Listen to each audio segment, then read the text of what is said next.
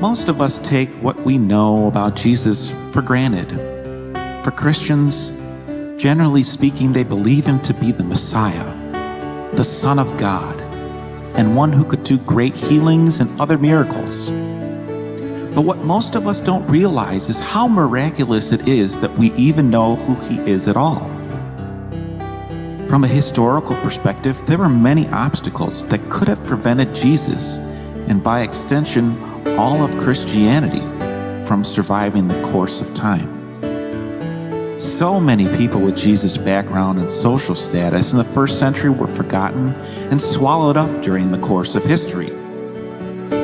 Although it would be easy for a person to object to this position on theological grounds, specifically pointing out Jesus' divinity as a reason for why we know him over 2,000 years later, Jesus still was, as most Christians believe, fully human as well as divine, and as a result, would be 100% subject to the course of history. Therefore, from a historical perspective, we should not even know who Jesus is. And the miracle of Jesus is that, against all odds, we do indeed know who he is. This position might be troubling to some. So in order to back up this claim, let's take a look at several factors which stood in the way of Jesus being remembered over 2,000 years later.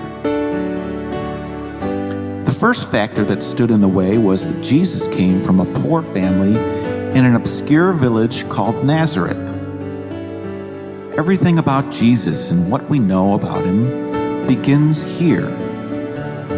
As Professor Alan Callahan from Harvard Divinity School states, history isn't made to record the deeds of a person like Jesus. Jesus is very much like most people, statistically speaking, who have ever existed in the world. Poor, obscure, no pretensions, no royalty or distinction of any kind. They live under less than desirable conditions, and they die that way. There's nothing historically remarkable about that. Yet despite what Callahan says, Jesus is a major outlier to these statistics.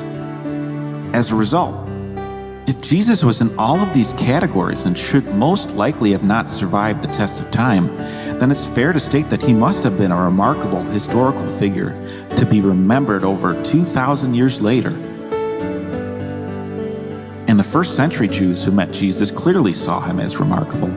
After all, being a poor Jewish miracle worker would have been seen as a contradiction in terms. It was believed that being a poor Jewish person meant that sin was part of the family and was therefore viewed as divine punishment. So although being a miracle worker would have not made Jesus unique in the first century, it was just being a poor miracle worker which made him noteworthy and caused people to question what they knew about God and the kingdom. However, no matter how much Jesus got people to question what they knew about the kingdom of God, whether as a poor miracle worker or by what he said and did, his memory should have mostly been erased from history following his crucifixion at the hands of the Romans. In the eyes of Judaism, once a supposed Messiah is killed, the story is over and they are eventually forgotten. Moreover, it proves that Jesus, in this case, wasn't the Messiah, because the belief was that Messiahs don't suffer and die. Yet the story was not over as people began experiencing him in both visions and bodily form. His disciples, both men and women, began to spread the word about Jesus. Although we all know that Christianity would eventually succeed, the people spreading the word about Jesus did not have this certainty, especially since spreading the movement was proving to be not as successful as they hoped it to be. Clearly, it wasn't exactly being welcomed by all Jews simply because the idea that Jesus would be the Messiah seemed quite unreasonable and even offensive to some. After all, as most Jews believed, Jesus wasn't a warrior king who would overthrow the Roman Empire. Add to the fact that he was crucified, and that would be the nail in the coffin, so to speak. for many Jews, since a Messiah being executed seemed out of the question. As a result, the earliest followers, after not having the successes they were hoping for, had no idea if the movement would be successful, especially when they began to be persecuted and even killed for their beliefs. It seems that the memory of Jesus could have ended here with the demise of Christianity.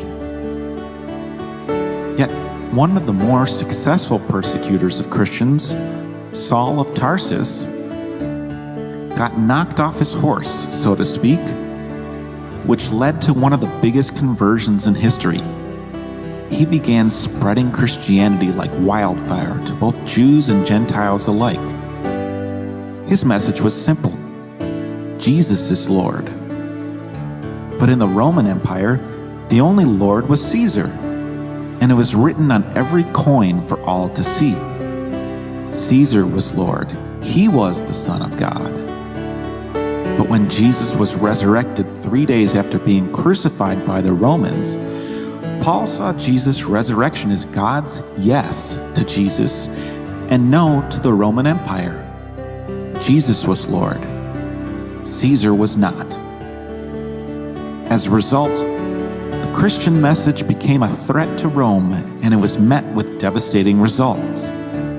The persecution of Christians was a devastating blow, and it continued the growing uncertainty amongst them that Christianity might not succeed, leaving the memory of Jesus in the dust.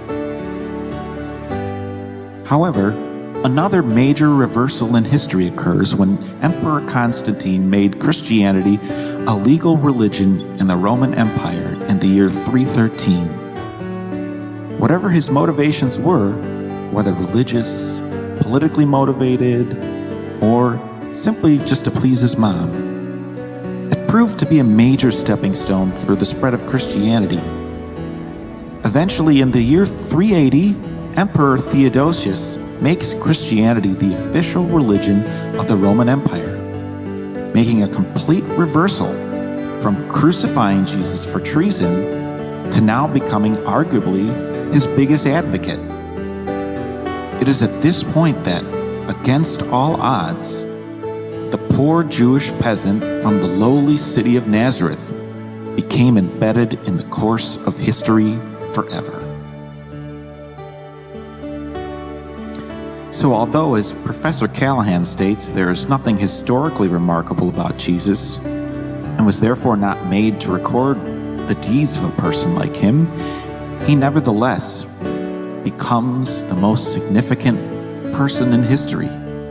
In order for Jesus to defy all the odds where others would simply fade away, one can't help but think about how extraordinary he must have been to be around in the first century. As a comparison, most of us could probably think of people who made us feel like a better person just by simply being around them. Usually these people will make an effect but then be forgotten perhaps a century later. Now if we add 2,000 years in the case of Jesus while being mindful of his humble upbringing, not to mention all of those who gave up their lives for him, then being in the presence of Jesus would have been like being around the greatest person we have ever known, times infinity. If the greatest people we have ever known made us feel like a better person when simply being around them, then how much of a better person would we have felt when being in the presence of Jesus?